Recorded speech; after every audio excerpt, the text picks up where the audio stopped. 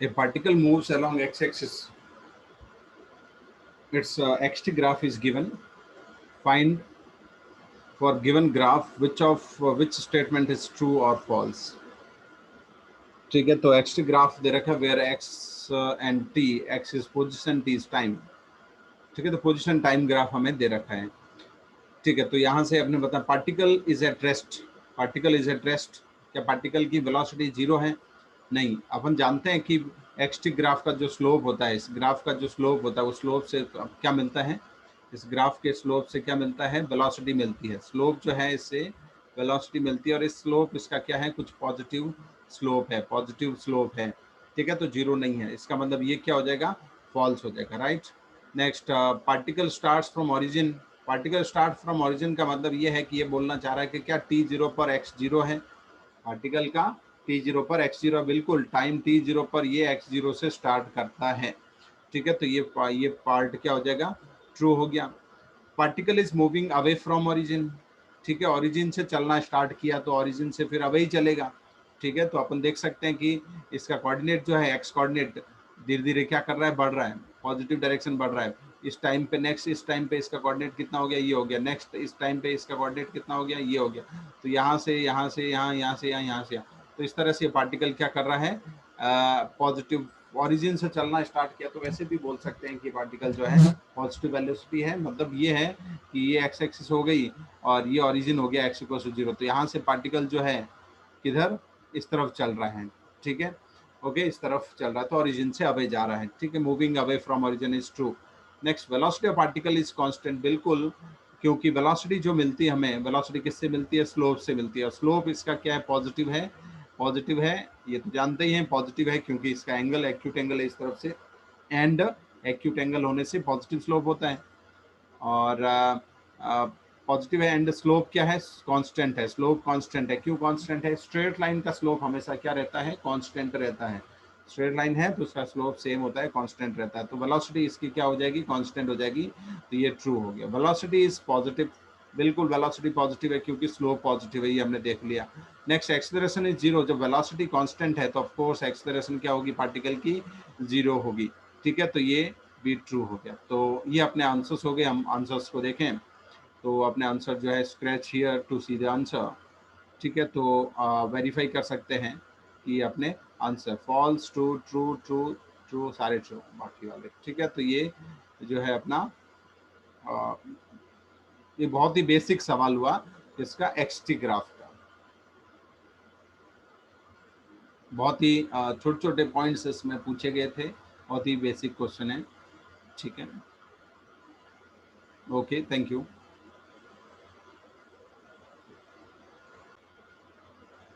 For a given xt graph, find out at which points velocity is positive, negative and zero. तो velocity का मतलब अपन xt graph में velocity किससे निकलती है? स्लोप से निकलती है. तो बेसिकली हमें क्या बताना है? कहाँ पे स्लोप पॉजिटिव है, कहाँ स्लोप नेगेटिव है, कहाँ जीरो है. ये हम जानते हैं कि पॉजिटिव स्लोप इस तरह का होता है, पॉजिटिव स्लोप इस तरह का होता है, नेगेटिव स्लोप जो है इस तरह का होता है नेगेटिव, और जीरो स्लोप जो है ऐसा जीरो स्लोप होता है. ठीक है, ऐसा स्लोप जो है जीरो स्लोप होता है. ठीक, तो यहाँ से अपन देख के बता सकते हैं. कर्व है, कर्व पे स्लोप कैसे देखते हैं? उस पर क्या ड्रॉ करनी होती है? टेंजेंट ड्रॉ करनी है. ठीक है, तो ये जो है यहाँ टेंजेंट ड्रॉ करिए ये पॉइंट पे. तो ये क्या आ रही है? इससे मैच कर रही है ना, इस तरफ जो की भी लाइन हो तो पॉजिटिव स्लोप है. तो ए पर पॉजिटिव है, तो ए पर पॉजिटिव है. नेक्स्ट, बी पर क्या होगा? जीरो होगा. हॉरिजॉन्टल आ रहा है तो बी पर क्या होगा? जीरो होगा. नेक्स्ट, सी पर देखें तो ये इस तरफ झुकी हुई लाइन है, किसके जैसी है? इसके जैसी है. तो इसमें स्लोप क्या होगा? सी पर पॉइंट स्लोप क्या होगा? नेगेटिव हो जाएगा. फिर नेक्स्ट, डी पर इसके जैसा आ रहा है. ठीक है, तो इसका मतलब इसका स्लोप जीरो है. डी पॉइंट पर स्लोप जीरो, तो डी इसमें आ जाएगा. नेक्स्ट लास्ट, ये ई पर क्या है? पॉजिटिव स्लोप है क्योंकि इससे मैच कर रहा है ये. ठीक है, तो पॉजिटिव स्लोप है तो ये किस में आ जाएगा? ई इसमें आ जाएगा. तो ठीक है, तो ए और ई पॉइंट पे वेलोसिटी पॉजिटिव है, स्लोप पॉजिटिव है, मतलब. और जीरो कितनी बार हो रहा है? बी और डी. तो इसमें पार्टिकल की वेलोसिटी दो बार कितनी और क्या हो रही है? जीरो है. ठीक है, तो ये हो गया. अपन जो है इसके आंसर्स मैच कर लेते हैं. ठीक है, तो फर्स्ट का आंसर क्या हो गया? ए ई, नेक्स्ट सी, देन बी डी. ठीक है, तो ये भी एक बहुत बेसिक सवाल था. ओके, तो इस क्वेश्चन में देखें, ए particle is moving along x-axis, a particle is moving along x-axis, its position time graph, position time graph ध्यान रहे, ये पोजीशन का मतलब अपने को क्या दे रखी है, कोऑर्डिनेट दे रखा। पोजीशन का मतलब होता है कोऑर्डिनेट, और ये एक्स एक्सिस के अलोंग चल रहा है तो मतलब एक्स कोऑर्डिनेट इस पार्टिकल का दे रखा है, ठीक है। अब इस ग्राफ को देखें अपन तो ये पार्टिकल जो है एक्स कोऑर्डिनेट यहाँ से स्टार्ट करता है, कहाँ से 20, एक्स इक्वल टू 20 से स्टार्ट करता है, फिर 40 पे जाता है, फिर इस तरह से ग्राफ होते हुए फाइनली यहाँ एंड हो रहा है, ठीक है। तो अब देखते हैं इसको, displacement in 8 second, distance in 8 second, average velocity and velocity, ये सब चीज़ें हमें निकालनी है, ठीक है। तो इसको हम एक बार खुद से ट्राई करें और आंसर्स जो है ये रहे। ओके, तो फर्स्ट पार्ट की बात करते हैं अपन, डिस्प्लेसमेंट इन 8 सेकंड। डिस्प्लेसमेंट जो है एक्स दे रखा हो, एक्स कोऑर्डिनेट दे रखा हो, तो हम जानते हैं डिस्प्लेसमेंट जो होता है वो क्या होता है, डेल्टा एक्स होता है। जब कोऑर्डिनेट दे रखा हो तो x final coordinate minus initial coordinate. अच्छा, फाइनल कोऑर्डिनेट किस टाइम का, 8 सेकंड में, इसको लिखना चाहिए इनिशियल 8 सेकंड, ठीक है। 0 से लेकर कहाँ तक, 8 सेकंड। तो क्या क्या लिखना है बताओ, 8 सेकंड पे क्या कोऑर्डिनेट है और 0 सेकंड पे कोऑर्डिनेट की वैल्यू कितनी। 8 सेकंड पे एक्स की वैल्यू कितनी होगी, इस पॉइंट पे एक्स की वैल्यू कितनी होगी, 0 होगी। एक्स मतलब इसकी वैल्यू यहाँ पे कितनी हो जाएगी, 0 हो जाएगी। और एक्स 0 पे एक्स की वैल्यू कितनी है, ये 20 है। 0 जो है उस पर एक्स की वैल्यू कितनी है, 20 है। ओके, तो यहाँ पे आ जाएगा क्या, 20, तो ये कितना हो जाएगा, -20, ठीक है। ओके, तो नेक्स्ट जो है डिस्टेंस निकालनी है, नंबर 2 में डिस्टेंस निकालनी है। तो डिस्टेंस के लिए हमें सारे कोऑर्डिनेट्स पता करने पड़ेंगे, भाई किस टाइम पे किस कोऑर्डिनेट पे था। तो यहाँ से देखो मैं ग्राफ में ही लिख रहा हूँ इस इंफॉर्मेशन को, कि पार्टिकल जो है अपना कहाँ से चलना स्टार्ट किया, यहाँ से, कहाँ से स्टार्ट किया, इस जगह पे 20 मीटर से स्टार्ट किया, फिर पार्टिकल यहाँ पहुँच गया, यहाँ पे एक्स की वैल्यू कितना है, 40, 20 कोऑर्डिनेट से 40 वाले कोऑर्डिनेट पे चला गया। 40 वाले से देखोगे तो यहाँ पे भी कितना है, 40 है, तो 40 से 40 पे ही रुका रहा। फिर 40 से ये कहाँ आ गया, पार्टिकल की एक्स की वैल्यू कितनी हो गई, यहाँ पे 0 हो गई, ठीक है। तो बेसिकली ये पार्टिकल इसकी एक्सिस बना के देखें तो कहाँ पे था, एक्स इक्वल्स टू 20 से स्टार्ट किया इसने, यहाँ से इसने क्या किया, स्टार्ट किया, एक्स इक्वल्स 20 से किस पे गया, 40 पे गया, ठीक है। एक्स इक्वल्स टू 20 से यहाँ से किस पे गया, 40 पे गया। 40 पे थोड़ी देर के लिए क्या रहा, इसकी वेलोसिटी, यहाँ स्लोप 0 है, एक्स के ग्राफ में स्लोप 0 मतलब क्या, कोऑर्डिनेट सेम ही बना हुआ ना।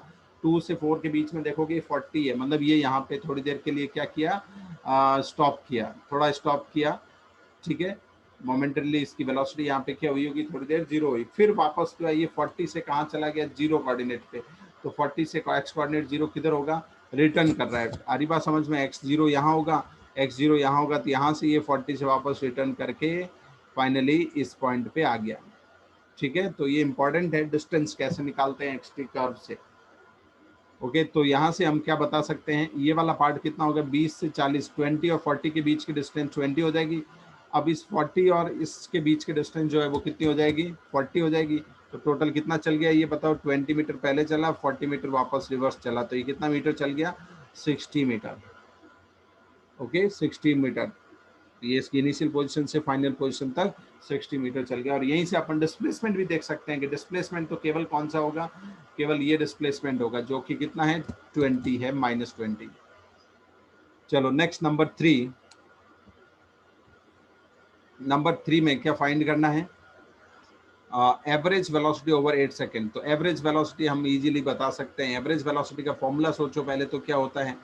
नंबर 3 एवरेज वेलोसिटी का फॉर्मूला क्या होता है, total displacement divided by time, ठीक है। टोटल टाइम, डिस्प्लेसमेंट टाइम कितना है, 8 सेकंड है, 0 से 8 सेकंड तक की बात करनी है।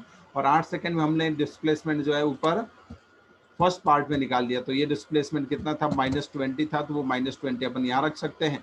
तो यहाँ से अपने पास जो आंसर है वो आ जाएगा -2.5 मीटर पर सेकेंड, ठीक है। अच्छा, नंबर 4 पार्ट क्या रह गया, नंबर 4 पार्ट अपना रह गया, नंबर 4 में क्या पूछा है, वेलोसिटी एट 1 सेकेंड। अच्छा, एक्स ग्राफ से अपन, ये तो एवरेज वेलोसिटी निकाली हमने, ठीक है, तो थी एवरेज वेलोसिटी। अपन क्या अब नेक्स्ट क्या निकालना है, नेक्स्ट 4 में क्या पूछा है, वेलोसिटी। वेलोसिटी कैसे निकालते हैं, इंस्टेंटेनियस वेलोसिटी है ना, 1 t से 1 सेकंड में। तो इंस्टेंटेनियस वेलोसिटी हम जानते हैं कि इसके किससे निकालते हैं, स्लोप से निकाल सकते हैं। इसकी इंस्टेंटेनियस वेलोसिटी स्लोप से निकाल सकते हैं। तो स्लोप से देखें तो इसका स्लोप बताना है 1 सेकंड पे। तो 1 सेकंड पे यहाँ से स्लोप देखें, स्लोप कितना होगा 1 सेकंड पे, बताओ 1 सेकंड कहाँ आ रहा है, यहाँ आ रहा है। ठीक है, तो इसको मैं इस ग्राफ को जो है न्यू पोजीशन पे ले लेता हूँ। थोड़ा जूम करके हम लोग इसको यहाँ ले लेते हैं और फिर जो है इस पार्ट को देखते हैं।